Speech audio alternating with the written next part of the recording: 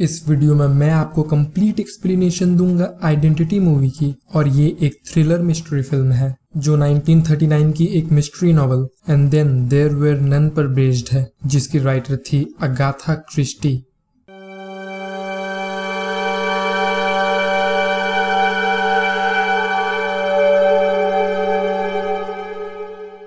Movie की शुरुआत doctor Malik के अपने एक पेशेंट मैल्कम रिवर्स के फाइल को देखते हुए होती है और उसके थेरेपी के ऑडियोज को सुनते हुए, जिसमें मैल्कम अपने बचपन में बनाई एक पोयम को बोल रहा होता है। As I was going up the stair, I met a man who wasn't there. He wasn't there again today. I wish he would go away. और उसे ठीक 19 घंटे बाद मौत की सजा होने वाली थी, क्योंकि मैल्कम ने एक अपार्टमेंट बिल्डिंग में 6 लोगों को मार डाला था। पर डॉक्टर मलिक को मैल्कम की एक डायरी मिलती है जिसे वो ट्रायल्स के दौरान पेश करना भूल गए थे, जिससे ये पता किया जा सकता है कि मैल्कम ने उस दिन वो खून क्यों किए। तो डॉक्टर मलिक डिफेंस के साथ उस केस के डिटेक्टिव्स और जज को आधी रात में सुनवाई के लिए बुला लेते हैं। उसी दौरान नवाडा डिजर्ट से जॉर्ज और उसकी पत्नी एलिस अपने बेटे टिमी के साथ जा रहे थे, पर उनकी कार का टायर एक सैंडल की वजह से ब्लास्ट कर जाता है, क्योंकि कुछ देर पहले पेरिस उस रास्ते से जा रही थी और अपने बैग से लाइटर निकालते वक्त उसके कपड़े समेत उसकी सैंडल भी सड़क पर गिर गई थी। जॉर्ज टायर चेंज कर रहा होता है और टिमी के साथ खेलते वक्त एलिस की टक्कर एक कार से हो जाती है जिसमें एडवर्ड और कैरोलाइन थे। वो एलिस को लेकर एक मोटल पर आ गए थे जिसे लैरी चलाता था। वहां से वो एम्बुलेंस को फोन करने की कोशिश करते हैं, पर तेज बारिश की वजह से फोन बंद पड़ा था। लैरी बताता है कि यहाँ से ईस्ट की तरफ 48 किलोमीटर की दूरी पर एक हॉस्पिटल है, तो एडवर्ड कैरोलाइन को वहीं उतारकर एम्बुलेंस लाने के लिए निकल पड़ता है। यहाँ पेरिस देखती है कि तेज बारिश की वजह से आगे सड़क टूटी हुई है, तो वो वापस आने लगती है, पर थोड़ी दूर के बाद उसकी कार खराब हो जाती है। तभी वो सामने से आती एक कार देखती है जिसमें एडवर्ड होता है। लिफ्ट मांगते वक्त वो एडवर्ड से पीछे की ओर जाने को कहती है और बताती है कि आगे रास्ता नहीं है, पर एडवर्ड कहता है कि आगे हॉस्पिटल है और उसे एम्बुलेंस लेकर आना है। पर जैसा पेरिस ने कहा था, आगे सड़क टूटी हुई थी और उनकी कार गड्ढे में गिर जाती है। उसी वक्त वहाँ एक और कार आ जाती है जिसमें लू और जिनी थे। एडवर्ड उन्हें बताता है कि आगे रास्ता बंद है, जिस पर जिनी कहती है कि पीछे वाले रास्ते का इससे भी बुरा हाल है। तो वो सभी वापस मोटल पर आ जाते हैं और एडवर्ड जॉर्ज को आकर बताता है कि वो यहाँ फंस चुके हैं और आज रात उन्हें यहीं रुकना पड़ेगा। लैरी लू और जिनी को कमरा देने के लिए उनसे पिक्चर आईडी और $30 एडवांस मांगता है और पेरिस की ओर देखकर उसे ताना मारते हुए कहता है कि वो घंटे के हिसाब से कमरा नहीं देते। आगे एडवर्ड को फर्स्ट एड किट सर्च करते वक्त वहाँ एक पुलिस की कार आती दिखती है जिसमें ऑफिसर रोड्स एक कैदी रॉबर्ट को ले जा रहा होता है, पर तूफान की वजह से वो भी इस मोटल पर आ गए थे। एडवर्ड ऑफिसर रोड्स को रेडियो से एम्बुलेंस बुलाने को कहता है, पर रेडियो भी बंद पड़ा था। लैरी उन्हें रूम नंबर 10 में लेकर आ जाता है और रोड्स उस कैदी को बाथरूम में नल से बांध देता है। यहाँ एडवर्ड एलिस की चोट वाली जगह पर अच्छे से स्टिच कर देता है ताकि खून बहना बंद हो जाए। इसके बाद सभी लोग अपने कमरे में आराम कर रहे होते हैं और कैरोलाइन फोन का सिग्नल ढूंढते हुए बाहर आ जाती है। थोड़ा आगे जाने पर उस पर पीछे से कोई हमला कर देता है और चिल्लाने की आवाज सुनकर एडवर्ड की नींद खुल जाती है, जो कि अपने कमरे में सो रहा था। बाहर आने पर उसे पर्दे के हुक्स मिलते हैं, जिन्हें कलेक्ट करते हुए एडवर्ड लॉन्ड्री रूम में पहुंच जाता है, जहां ड्रायर के अंदर उसे कैरोलाइन का कटा हुआ सर मिलता है। आवाज सुनकर लैरी और रोड्स भी वहां आ गए थे और रोड्स को कैरोलाइन के कपड़ों से 10 नंबर वाली चाबी मिलती है। और जब एडवर्ड लैरी से पूछता है कि क्या वो रूम नंबर 10 में ठहरी थी, तो रोड्स बताता है कि रूम नंबर 10 में तो उसने रॉबर्ट को बांध कर रखा है। वो जल्दी से कमरे में जाते हैं, पर रोड्स नल तोड़कर खिड़की से भाग चुका था।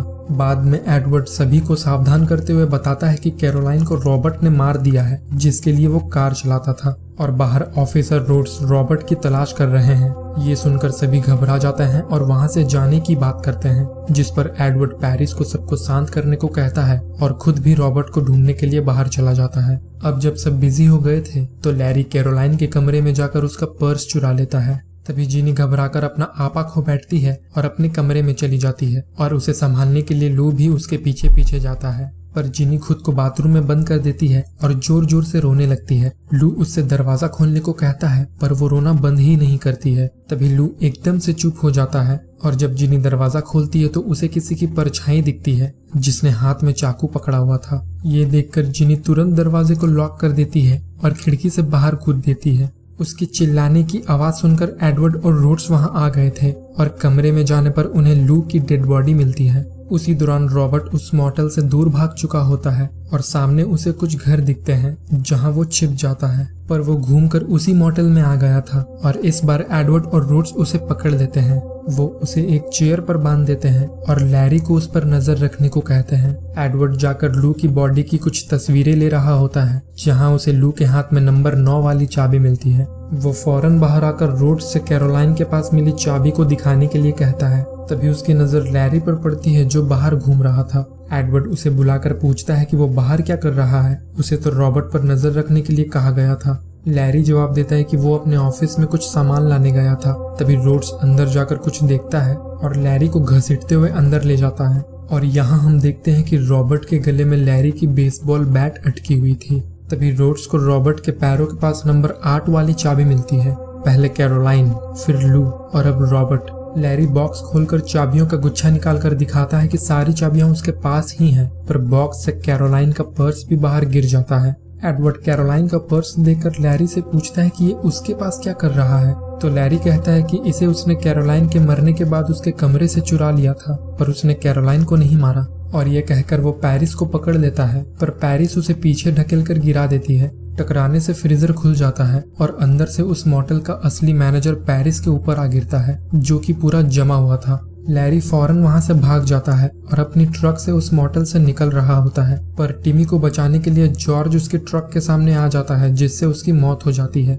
यहाँ डॉक्टर मलिक और उनके डिफेंस अटर्नी केस के डिटेक्टिव्स और जज सुनवाई के लिए आ चुके होते हैं, जहाँ डिफेंस जज को ये बताता है कि 4 साल पहले हुए उस हादसे के बारे में मैल्कम को कुछ भी नहीं पता था। साथ ही वो मैल्कम की डायरी उन्हें देते हैं, जिसे ट्रायल्स के दौरान पेश नहीं किया गया था। डॉक्टर मलिक बताते हैं कि इस डायरी में 1 से ज्यादा लोगों की हैंडराइटिंग और उनके प्राइवेट थॉट्स हैं, क्योंकि मैल्कम रिवर्स को डिसोसिएटिव आइडेंटिटी डिसऑर्डर है। उसी वक्त गार्ड्स भी मैल्कम को लेकर वहां आ जाते हैं। इसी दौरान रोड्स लैरी को एक चेयर पर बांध देता है और सभी से ये कहता है कि कोई भी इस कमरे से बाहर नहीं जाएगा जब तक कि तूफान चला नहीं जाता। सारे लोग उस कमरे में वेट कर रहे होते हैं। तभी रोड्स को बेडरूम से कुछ आवाज आती है और अंदर जाने पर वो देखते हैं कि एलिस मर चुकी थी और उसकी बेड के नीचे से उन्हें 6 नंबर वाली चाबी मिलती है, जिस पर पैरिस कहती है कि अगर 6 नंबर वाली चाबी यहाँ है तो 7 नंबर कहाँ है। तो वो बाहर जाकर उस ट्रक को हटाते हैं एंड गेस व्हाट, उन्हें जॉर्ज के पॉकेट से 7 नंबर वाली चाबी मिलती है। किसी को भी कुछ समझ में नहीं आ रहा था कि ये सब कौन कर रहा है, क्योंकि लैरी तो चेयर पर बंधा हुआ था और कोई ये नहीं जानता था कि जॉर्ज उस ट्रक के सामने कूद पड़ेगा। ये तो बस एक एक्सीडेंट था। एडवर्ड जिनी और पैरिस को टिमी को लेकर फौरन वहां से निकलने के लिए कहता है, पर रोड्स उन्हें रोकने लगता है। पर तब तक जिनी और टिमी कार तक पहुंच चुके थे और कार अचानक से ब्लास्ट कर जाती है। जब रोड्स आग बुझाता है तो उन्हें कार में ना ही कोई लाश मिलती है, ना ही किसी की हड्डियां। वापस आते वक्त वो देखते हैं कि जॉर्ज की लाश भी गायब थी और रॉबर्ट की भी और लू की भी, कैरोलाइन की भी और एलिस की भी, मानो वहां कभी कुछ हुआ ही नहीं था। इतना सब कुछ होने के बाद पैरिस बौखला जाती है और चिल्लाने लगती है कि उसे बस घर जाना है, अगले हफ्ते वो 30 की हो जाएगी। लैरी ये सुनकर कहता है कि अगले हफ्ते उसका भी बर्थडे है 10 मई को। रोड्स कहता है कि अगले हफ्ते उसका भी बर्थडे है 10 मई को और एडवर्ड का भी। वो काउंटर पर जाकर सभी की आईडी चेक करते हैं और सभी की डेट ऑफ बर्थ 10 मई होती है। उसी दिन मैल्कम की भी बर्थडे थी और उसी दिन उसने अपार्टमेंट बिल्डिंग में हत्याएं की थी। एडवर्ड इस बारे में सोचने लगता है और मैल्कम की वो पोयम अचानक से बड़बड़ाने लगता है। As I was going up the stair, I met a man who wasn't there. He wasn't there again today. I wish he would go away. तभी उसे कुछ आवाजें सुनाई देती है और वो खुद को उसी चेयर पर बंधा पाता है जहां मैल्कम की सुनवाई हो रही थी। डॉक्टर मलिक उससे पूछते हैं कि उसने अपनी लास्ट अपॉइंटमेंट मिस कर दी, वो कहाँ था। एडवर्ड कहता है कि उसे फिर से ब्लैकआउट्स हो रहे हैं और इस बार वो एक एक्ट्रेस की कार चला रहा था, पर तूफान की वजह से वो एक मोटेल पर फंस गए थे जहां लोग मर रहे थे और उनकी लाशें गायब हो रही थी। डॉक्टर मलिक उसे मैल्कम की एक तस्वीर दिखाते हैं जिसे एडवर्ड पहचानने से साफ मना कर देता है। डॉक्टर मलिक बताते हैं कि ये मैल्कम रिवर्स है। इसका बचपन बहुत ही बुरी तरह से गुजरा और इसे 4 साल पहले एक अपार्टमेंट बिल्डिंग में 6 लोगों की हत्या के लिए अरेस्ट किया गया है। जब मेंटल ट्रॉमा का सामना करना पड़ता है तो एक बच्चे का दिमाग खुद की पहचान छोड़कर दूसरी आइडेंटिटीज बनाने लगता है और यही मैल्कम के साथ बचपन में हुआ था, जिसे मल्टीपल पर्सनालिटी सिंड्रोम कहते हैं। एडवर्ड डॉक्टर मलिक से कहता है कि ये सब वो उसे क्यों बता रहे हैं, जिस पर डॉक्टर मलिक एडवर्ड से कहते हैं कि वो भी मैल्कम की बनाई पर्सनालिटीज में से एक है। एडवर्ड उनकी बातों का विश्वास नहीं करता है तो डॉक्टर मलिक उसे एक आईना दिखाते हैं और जब एडवर्ड उस आईने में देखता है तो चेहरा मैल्कम रिवर्स का था। एडवर्ड ये देखकर घबरा जाता है और पूछने लगता है कि उसे बांधकर क्यों रखा गया है, क्या हो रहा है उस मॉटल में और सारे लोग कहाँ हैं। तो डॉक्टर मलिक बताते हैं कि उनका कोई अस्तित्व नहीं है, वो एग्जिस्ट नहीं करते। मैल्कम ने उन्हें बचपन में क्रिएट किया था और उन्हीं पर्सनालिटीज में से किसी एक ने मैल्कम के शरीर पर कंट्रोल करके 4 साल पहले वो मर्डर्स किए।